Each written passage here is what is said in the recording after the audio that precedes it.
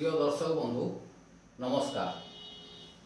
YouTube channel में परिचय प्रदान करुअछि। जाति माटी वंश अरणा कवि श्री मधुसूदन गेरु।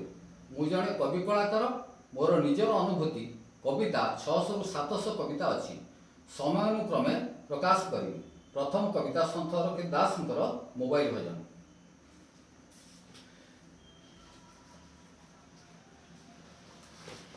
मो मोबाइली तुम मोबाइली दुई मोबाइली एक।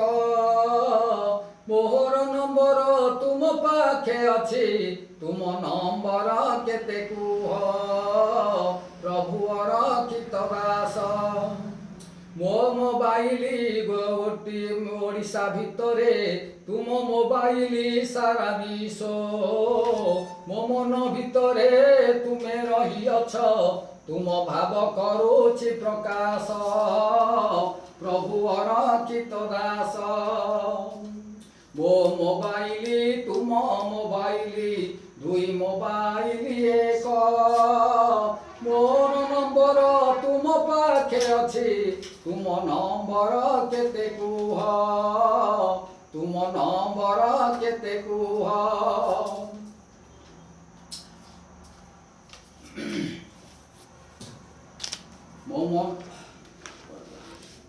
तुमर नंबर किपरि जानिबी मोर मनरे दिय विश्वास। गीता भागवत 40 पढ़िले काले प्रभु करिबे प्रकाश। काले प्रभु करिबे प्रकाश। मो मोबाइली तुम मोबाइली दुई मोबाइली एक।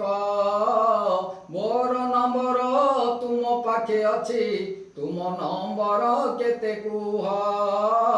प्रभुअर चित दास तुमर नंबर किपरि जानिबी मोर मनरे दिय विश्वास। गीता भागवत 40 पढ़िले काले प्रभु करिबे प्रकाश।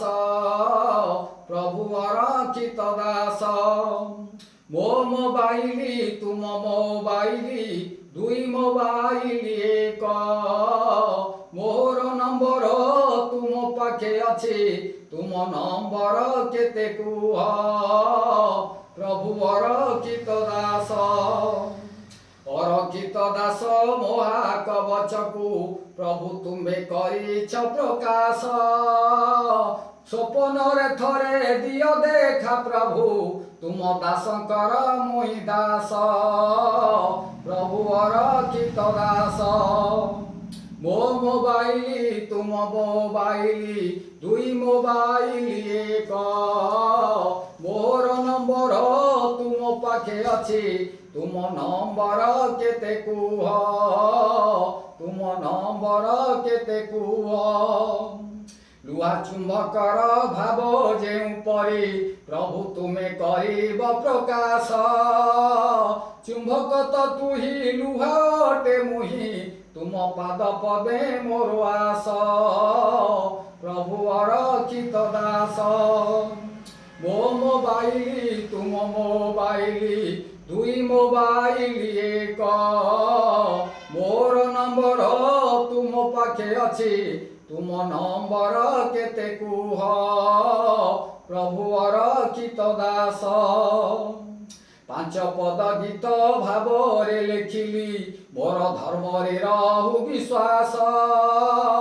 श्री मधुसूदन गेरुंकर मन भक्ति भावरे कर प्रकाश। प्रभुअर चित दास मो मोबाइली तुम मोबाइली दुई मोबाइली एक। मोर नंबर तुम पाखे अछि तुम नंबर केते कुह। प्रभुअर चित दास। नमस्कार।